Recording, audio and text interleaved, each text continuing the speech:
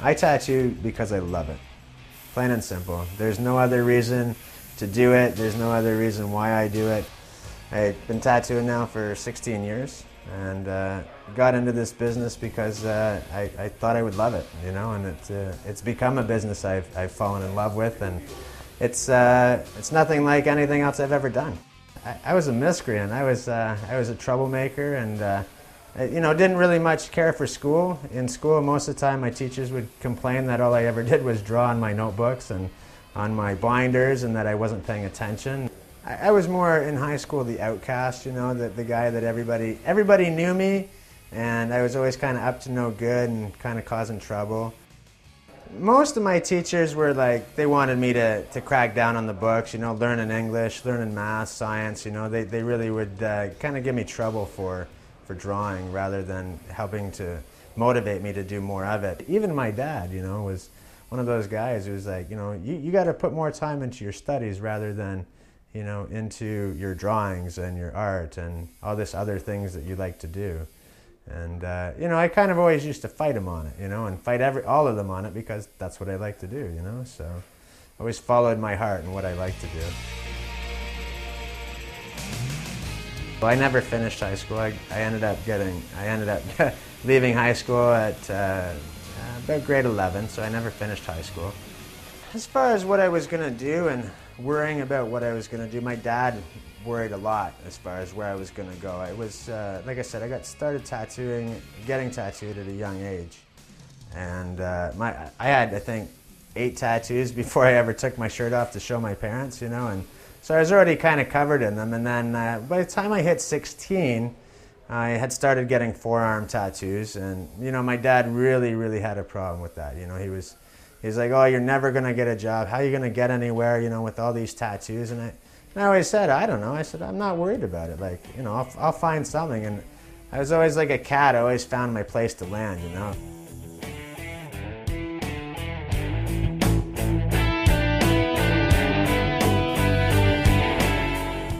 I had stuff in the schools. I did advanced art classes when I was in grade 9, doing grade 12 stuff. Screen printing, whatever they could, you know, interest me with or keep me busy with.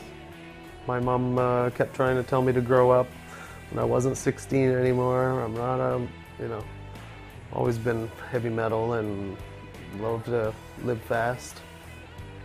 And I guess she thought there wasn't enough grounding in that or security in that, but it being my passion, that's, you know, that was all I needed. So.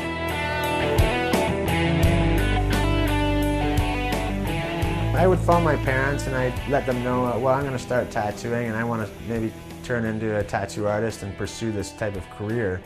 And I remember my dad, again, he was always the one who was a little hesitant to be like, well, I don't know if that's a good career choice, and, you know, can you make money at that, and can you go anywhere with that?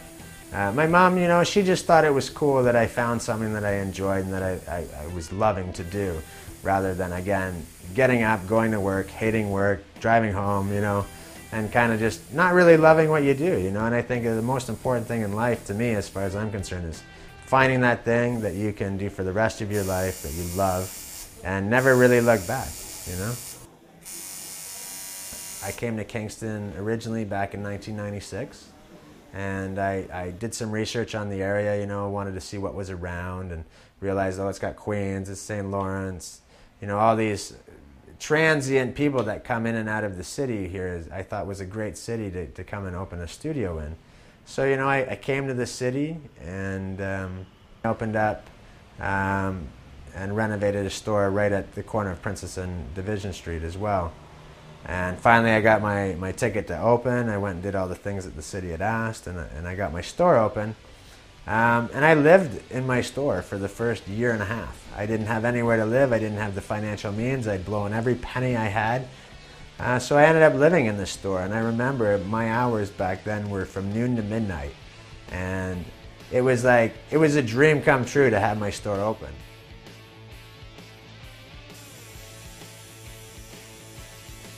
Berto, he was a friend of a friend, basically. So I said, well, tell him to come by. Tell him pop by the shop, let me see what he's got. So he came in and he had a couple paintings and stuff. Didn't really have any tattoo-oriented stuff at the time. Just stuff that he kind of done on his own, on his arms and stuff. And I thought, you know, this guy's all right. I said, you know, this got some potential with his art. And so he said, well, you know, I'll make you a sign. And I'll make you a sign for your store. And I said, well, you make me a sign for my store and I'll hire you on, basically. You know, ever since then, he's been here, you know, and Berto and I see eye to eye and we get along great. And I've never had a better friend as well as an employee either, right? So.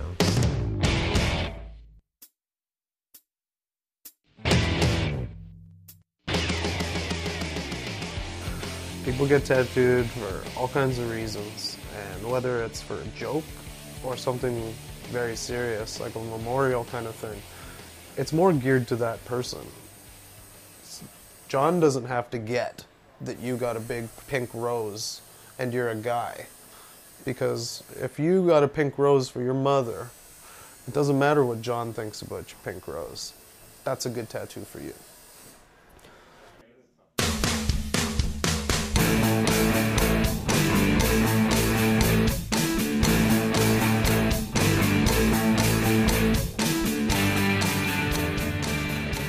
I completely enjoy getting up every day, going to work. I don't sit there and go, oh my God, I got to do another day at this dead-end job. And every day is a different day at the tattoo shop. You know, you're never really doing the same thing. You might be doing the same, you know, you might be doing skulls every day or tribal every day, but it's always different, and it's always a different person, and that interaction with other people is amazing. You know, you get to learn so much about people in life.